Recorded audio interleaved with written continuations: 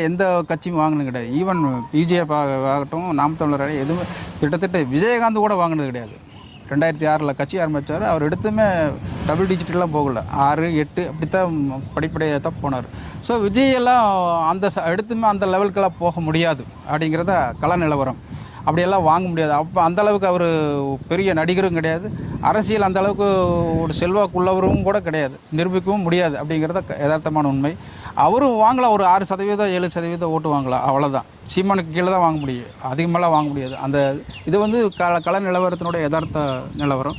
அதாவது ஓட்டுச்சாவடி வாங்கிறதுக்கு வாங்கிடுவோம்னு சொல்லுவோம். ஆனால் வந்து அது ஓட்டு கடைசி வரைக்கும் என்ன, சிறு பிள்ளைகள் விவசாயம் வீடு போய் சேராது அப்படின்னு சொல்லுவாங்க. அது யதார்த்தமான ஒரு நிலவரம். அது வந்து அது எதுக்காக அரசியலில் சொல்கிற போது கடைசி வரைக்கும் பிரச்சாரங்கள் செஞ்சு அந்த ஓட்டை கொண்டு போய் அந்த பூத்தில் போடணும். அந்த பூத்தில் வந்து பூத் கமிட்டி அமைச்சு